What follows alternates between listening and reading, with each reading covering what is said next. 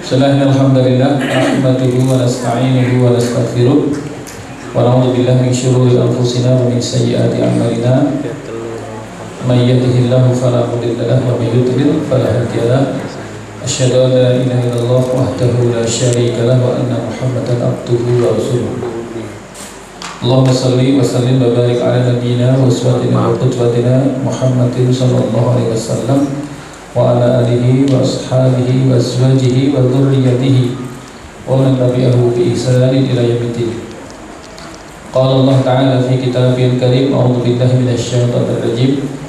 Ya ayyuhalladzina amanu taqullaha haqqa tuqatih wa la tamutunna illa wa antum muslimun. Allahumma faqihna fi dinina wa 'allimna al-kitaba wal hikmah wa tahhir qulubana wa sahih ajsadana wa fasih alsinatana wa khashin furujana wa atidal hukma wal hikmah rahmatan lil alamin. Rabbi shrah li sadri wa yassir li amri wahlul 'uqdatam min lisani yafqahu qawli. Rabbi zidna ilma warzuqna fahma, amin ya rabbal alamin. Bapak Ibu sekalian rahimakumullah, alhamdulillah syukur kita berikan kehadirat Allah Subhanahu wa taala atas limpahan nikmatnya, rahmat, taufik, hidayahnya. Di kesempatan malam ini kita masih diberi kemudahan hadir di majelis yang mubarak ini, majelis yang penuh berkah. Dengan penuh harapan semoga kehadiran kita di malam ini benar-benar Allah jadikan sebab kita dipahamkan terhadap agama ini sehingga kita tergolong hamba Allah yang dikehendaki kebaikan dari Allah Subhanahu wa taala. Kedua kali salawat salam semoga senantiasa Allah limpahkan, Allah curahkan kepada uswah kita teladan agung Rasulullah Muhammad sallallahu alaihi wasallam yang telah memberikan bimbingan kepada kita, contoh teladan yang sempurna, dan semoga kita termasuk umat yang digolongkan menjadi umat beliau di dunia dan akhirat dan mendapatkan kebahagiaan besar dunia akhirat dan berharap mendapatkan ridha Allah dan beroleh jannahnya Allah. Bapak Ibu sekalian rahmatullah, di kesempatan malam ini kita masih menjelaskan sebagaimana tema yang bersambung dan kemarin terkait dengan keadaan orang-orang yang beriman, yang kemudian karena keimanannya Allah berikan karunia besar kepada kita. Di antara karunia besar Allah terhadap hamba-hambanya yang beriman adalah ketika Allah kemudian mengkaruniakan anugerah besar berupa surga yang kekal selamanya, walaupun ibadahnya sedikit dan waktunya sebentar. Ini betapa kita dimuliakan Allah dengan amal yang sedikit dan waktu yang pendek, tapi mendapatkan surga yang kekal selama-lamanya. Demikian juga di antara bentuk keadilan Allah bahwa Allah pun juga menyediakan neraka yang selama-lamanya bagi orang yang kufur kepadanya, walaupun mungkin kadar dosanya sedikit dan umurnya pendek. Jadi ngamali sidik, umurnya pendek, tapi hadiahnya selama-lamanya.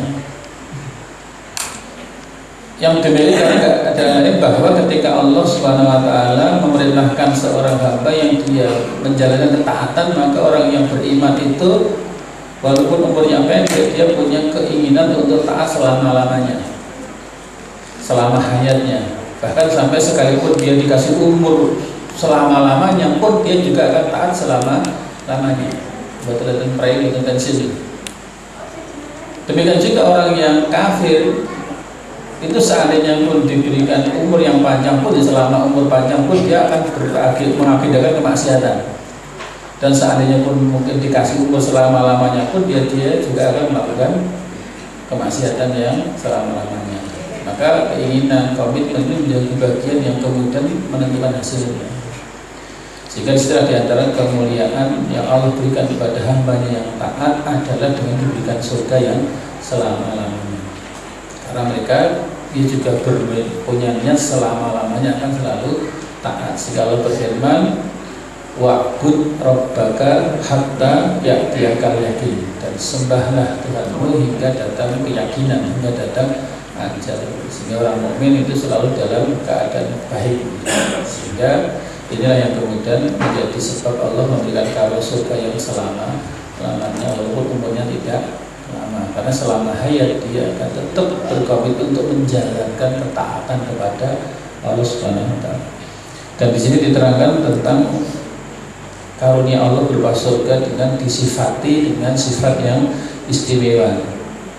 Walaupun gambaran surga nggak seperti itu, karena surga itu nikmatnya belum pernah dilihat orang, belum pernah didengar, bahkan kepikiran aja belum.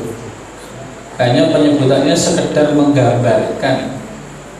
Walaupun itu tidak seperti itu, karena memang nggak kejangkau, karena akal kita nggak nyampe untuk menjelaskan tentang keindahan surga.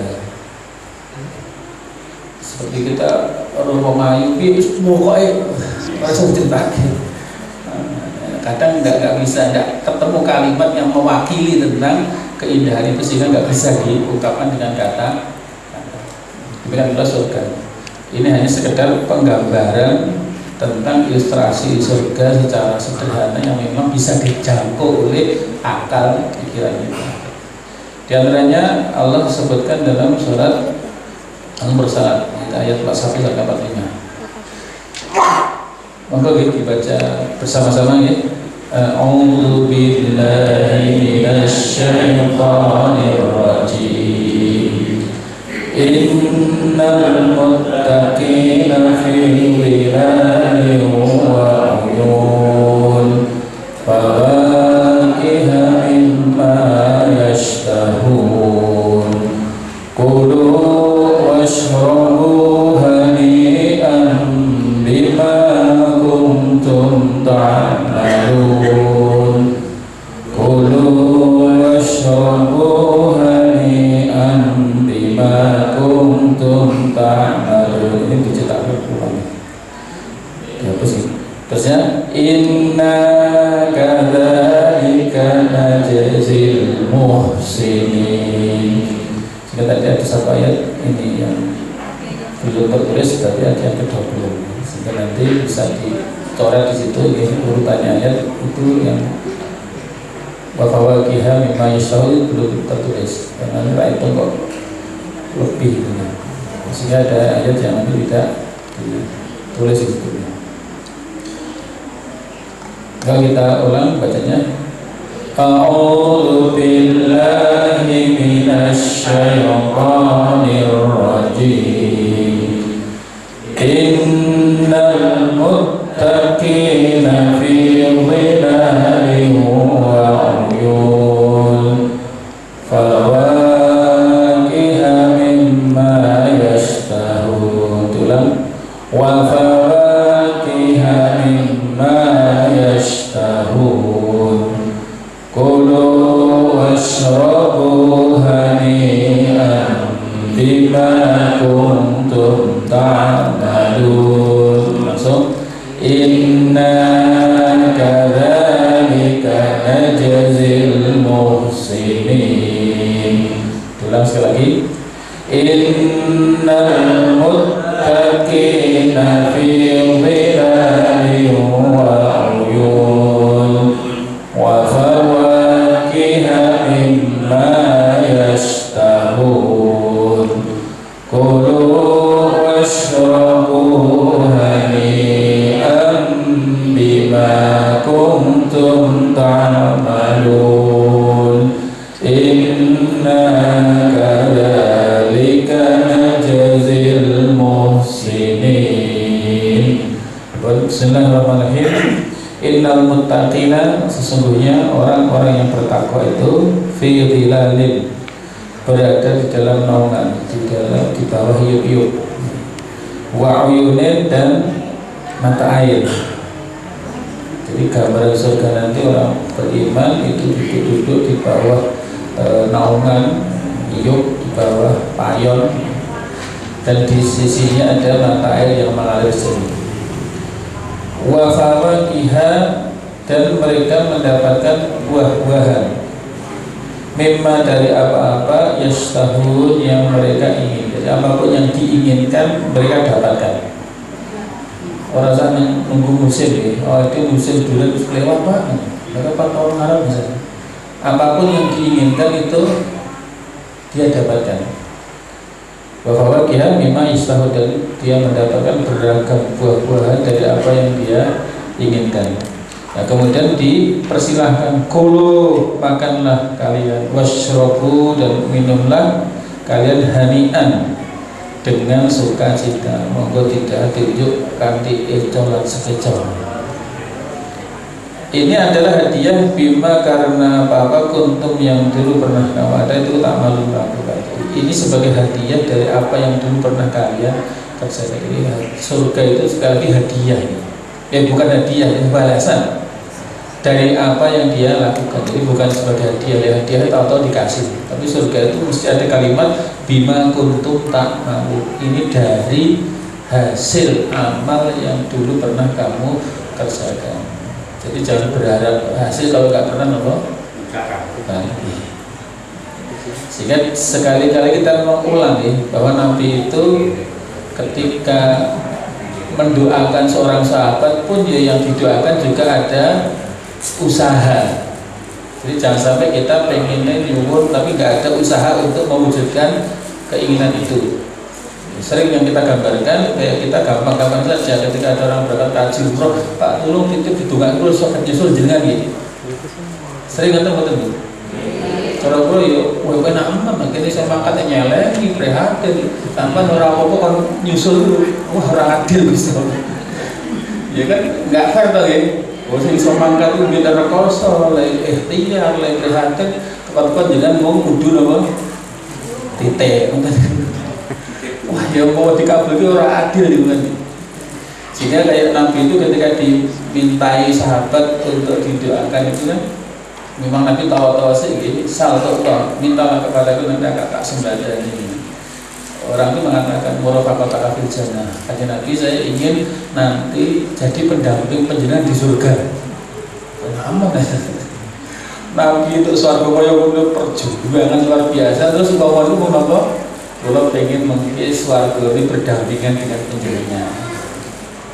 Ya Nabi jajal tenan orang serius itu. Kata Nabi, nggak ada permintaan yang lain gua zakat. Ini kemampuan Nabi. Nah, kalau begitu, fa'ini ala hajatika bikasrati sujudiki. Kalau begitu, tolong bantu aku untuk bisa mewujudkan keinginanmu dengan kamu memperbanyak sujud. Makanya belum kayak sadar. Anu makan kaji Pak, kalau mungkin hidung lagi orang Jawa. Mungkin yuk, benaman aku so mangkat le prihatin bakal warnanya ya kan untuk kamu didungake terus baru bisa benar tuh bang ya oke usaha baru kayak dulu usaha ini digampang gitu maksudnya. Kita kan kadang-kadang instan kan orang yang bisa mencapai itu dengan ikhtiar atau ingin mencapai dengan cara pintas yang betul mungkin. Tapi melakukan apa yang seperti melakukan nanti dengan doa itu akan dijadikan kemudahan. Ini yang melakukan ini baru-baru foto. Nah, sehingga di sini kalau kita membaca ayat-ayat yang menjelaskan tentang karunia Allah berupa surga, itu mesti ada kalimat bima kuntum ta'malun. Ini disebabkan karena kamu dulu pernah mengerjakan kebaikan. Sehingga jangan kita berharap itu hasil tanpa usaha. Dan itu yang kita orang gambar itu kecuali memang Allah memberi hibah, memberi tanpa syarat. Tapi kalau kita kalau kita yang pengen itu mesti itu mengikuti hukum kausalitas, mengikuti hukum sebab akibat. Tapi kalau Allah nggak butuh sebab akibat. Tapi kalau itu kita berarti memang harus melakukan ikhtiar. Jadi kalau ikhtiar kita kecil Allah ridho, itu nanti menjadi sebab pertolongan. Jadi kalau sudah ikhtiar itu caranya gitu. Nanti mau hasil potensi diprotes mau mana? Misalnya kalau di surga ditakut, makanya ketika malaikat itu ada orang masuk surga ditanya, sebab apa kamu bisa masuk surga? Oh ini bergolong ini bergolong mantan. Lihat budak-budak serano. Kau tanya orang pilih apa sendiri? Belum diparingi syafaat dan lain misalnya.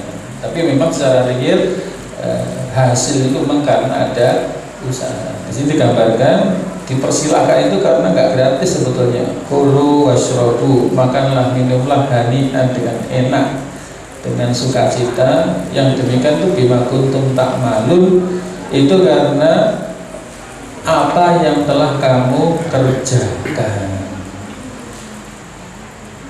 Kerjaannya apa? Inna kadzalika najzi, sesungguhnya kami yang demikian itu najzi, membalas muhsinin, orang-orang yang berbuat baik. Jadi surga itu adalah hadiah untuk orang yang berbuat baik. Nah, tidak ada catatan kebaikan ya pun ngarep-ngarep ngoten. Sehingga memang butuh usaha, butuh amalan-amalan yang itu menyebabkan masuk surga. Sebagaimana pula misalnya ada pertanyaan dari sahabat Mu'adz bin Jabal. Pertanyaannya, Rasulullah, akhbirni bi amalin yudkhilunil jannata wa yub'iduni anin nar. Wahai Rasulullah, tolong kabarkan kepadaku satu amalan saja yang jika saya kerjakan menyebabkan saya masuk surga dan jauh dari api neraka. Satu amal, Pak, kira-kira amal apa? Malah si Jito itu karepe ngoten, karepe sing apa enteng-enteng, gampang-gampang, toko-toko mlebu. Kira-kira lek enten jenengan seneng mboten? Mewakili pertanyaan kula. Itu zaman biyen wis enten sing takon ngoten niku. Ya Rasulullah, tolong kabarkan kepadaku satu amalan saja yang jika saya kerjakan itu menyebabkan saya masuk surga dan jauh dari api neraka. Apa komentar Nabi? Laqad sa'altani an adzim, kamu sudah meminta kepada saya sesuatu yang berat, sesuatu yang gede. Iku ora sepele, iku ora sembarang. Masuk siji langsung swarga. Berat, cara bahasa Indonesia itu berat. Kamu sudah meminta sesuatu yang berat. Ora iso. Mlebu swarga mung napa amale siji tok. Sing seneng Quran ya Quran tok, sing seneng selawatan tok, wis ora liwat dia seneng apa ya apa tok ya.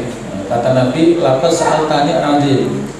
Maksudnya, wah ini menanya aku, engkau telah menanyakan, meminta sesuatu yang berat.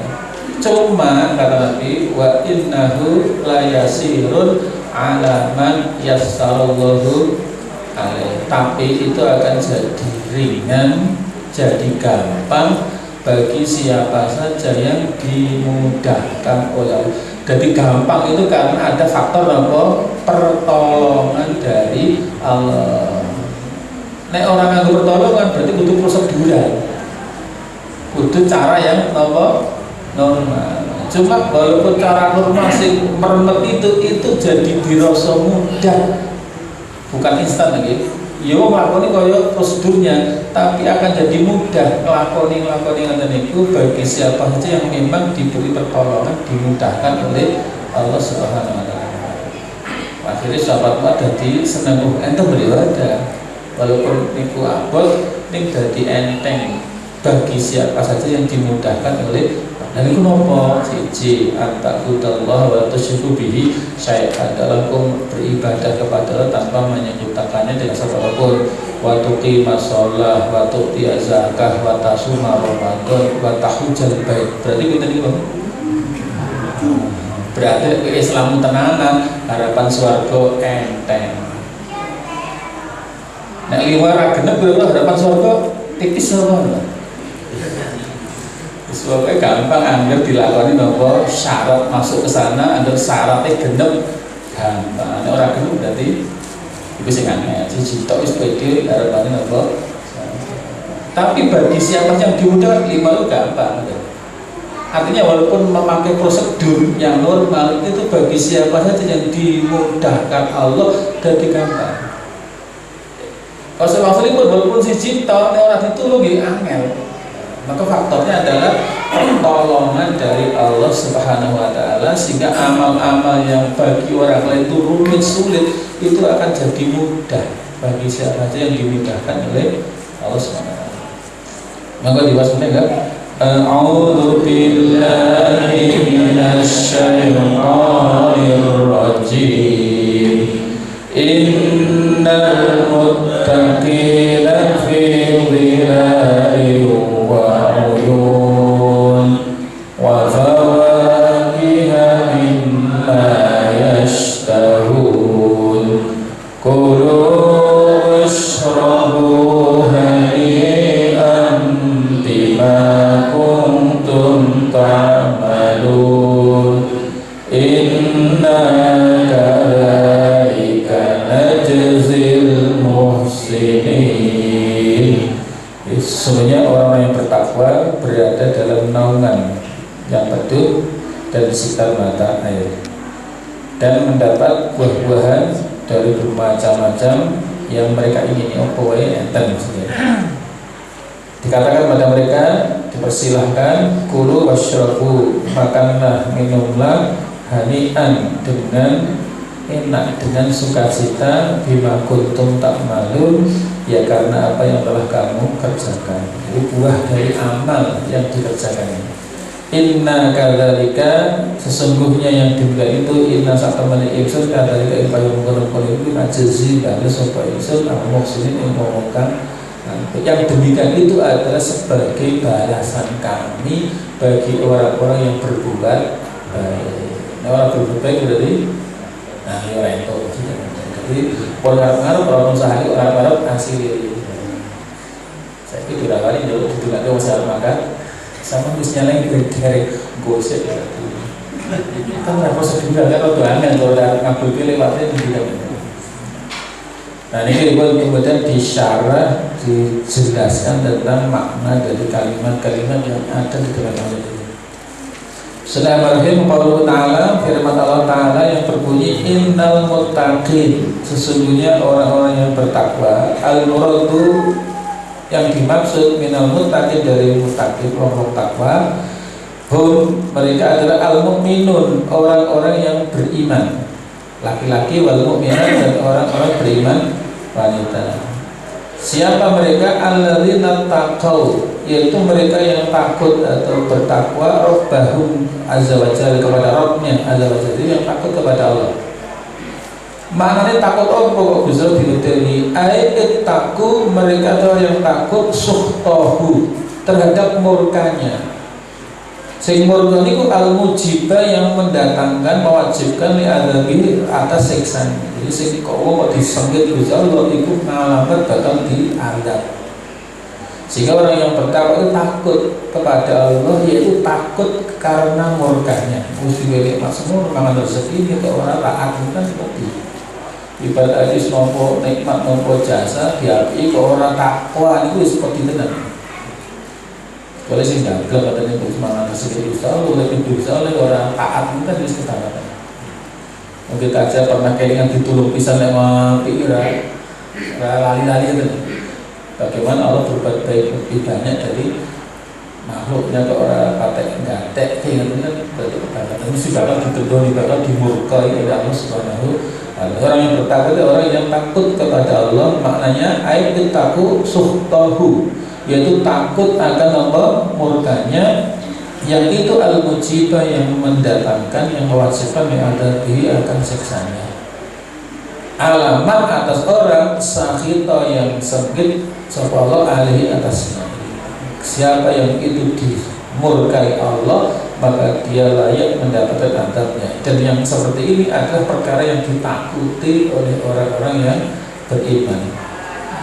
Ittaqauhu, mereka takut kepada Allah. Caranya wedi apa mlayu dan bifi'li mahabbahu, yaitu dengan mengerjakan apa yang disukai oleh Allah. Nah, awal wedi ulo mlayu menjauhi sapa Allah, wedi gendruyu mlayu sapa, tapi wedi karo Allah malah napa nyedak.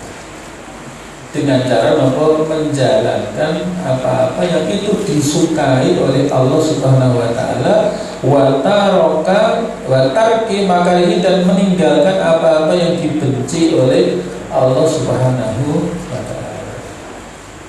Tadi makruh itu perkara sing dinapa benci. Dan bayangke makruh itu mana napa?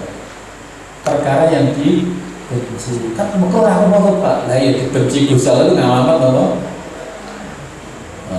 Jadi jangan dianggap makruh itu lho enteng nih.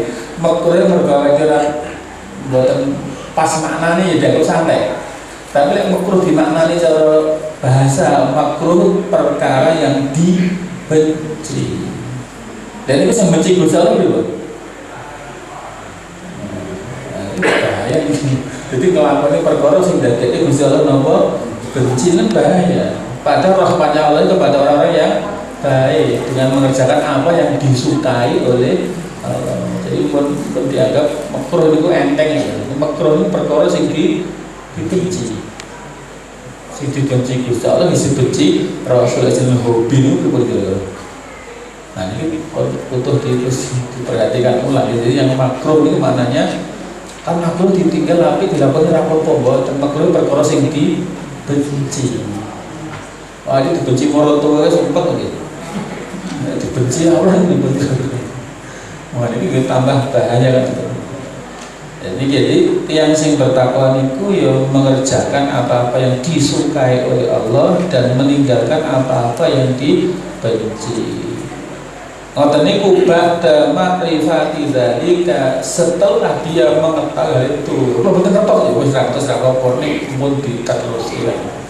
Ya mungkin sing pun wis dikadung kliwat ya pun ditobati diistighfari, tapi setelah mengetahui gitu dan kita kan mungkin saja melakukan itu karena nggak tahu ya, mungkin ngertos belum paham, tapi begitu sudah tahu paham berarti gitu tidak saya ingin mau menolak bisa kerso ngapunten diistighfari di taubat. Niku ba'da ma'rifati dzalika, setelah orang itu mengetahuinya. Setelah ini kebetulan cukup wa ma'rifati kaifa yaf'alul mahbub, dan kemudian dia juga ngerti mengetahui bagaimana mengerjakan perkara-perkara yang disukai oleh Allah. Jadi buatan mung sekedar seneng nglakoni, ini ngerti cara nglakoni sing bener niku harus tahu. Lah carane pripun ben iso ngerti ben nglakoni bener? Walidza, oleh karena itulah kana ana apa talabul ilmi, menuntut ilmu, yaitu bita'allumihi, dengan cara mempelajari. Supaya kita mengamalkan itu benar diharuskan ke ilmu, dan untuk bisa hasil ilmu dengan cara mempelajari. Itu buat enten ilmu laduni itu kalau kan lebih pintar itu buat enten. Enten sing sok ngotot lakone. Biar kita amalan pengen melakukan normal iki ben untuk ilmu sekolah pikir orang usah ngaji tadi. Itu nyalai hukum kausalitas. Nabi Muhammad dawuh innamal ilmu bitta'allum, sesungguhnya ilmu itu berhasilnya dengan cara apa? Dipelajari. Sementara ketika orang ingin mengerjakan amal kebaikan kok enggak belajar, krungu teori potensi keliru masih gede. Maka ilmu itu harus melalui proses dipelajari. Jadi kadung liwat ya, ning sing sakniki apa yang kita kerjakan yakinkan kita ngerti maksudnya.